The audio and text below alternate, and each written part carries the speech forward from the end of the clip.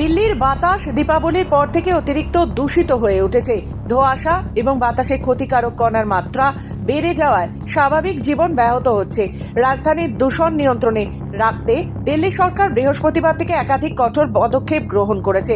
BS6 ইঞ্জিনবাহী গাড়িকে দিল্লিতে প্রবেশের অনুমতি দেওয়া হবে না।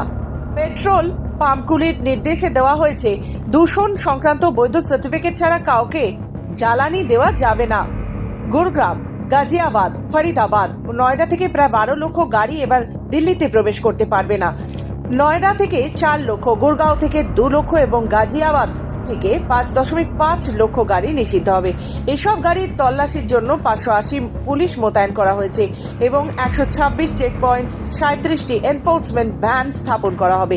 পেট্রোল পাম্পের স্বয়ংক্রিয় নম্বর শনাক্তকরণ ক্যামেরার মাধ্যমে বৈধ PUC সার্টিফিকেটবিহীন গাড়ি শনাক্ত করা হবে।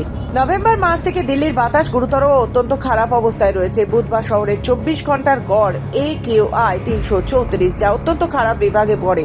দীপাবলির পর বায়ু বিষাক্ত হয়ে ওঠায় শহরে ক্লাউড সেডিং এর ট্রায়ালও চালানো হয়েছে, তবে বৃষ্টির অভাবে তা কার্যকর হয়নি। ব্যুরো রিপোর্ট, খবর বাংলা।